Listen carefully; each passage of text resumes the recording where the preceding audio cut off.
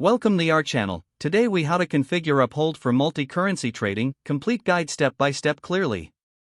Begin by visiting the Uphold website and create an account if you haven't done so already. Once registered, log into your Uphold account using your credentials. Navigate to the dashboard and locate the wallet section.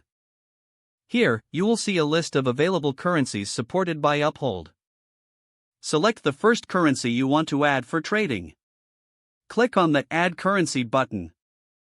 From the drop-down menu, choose the currency you wish to add. Repeat this process for each currency you want to trade. After adding your desired currencies, head over to the Trade section. Select the currencies you want to trade between.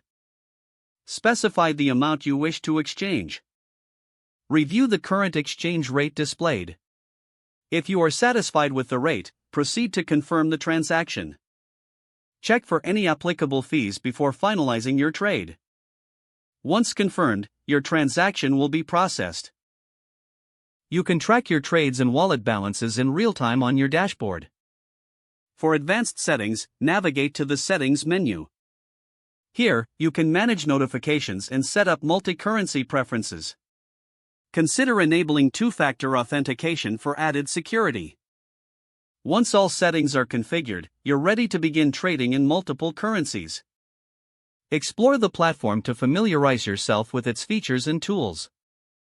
Stay updated with market trends to make informed trading decisions. If the page does not load, refresh the browser or try again in a private or incognito window. Make sure you are using the correct email address, then retype it carefully to avoid small typos.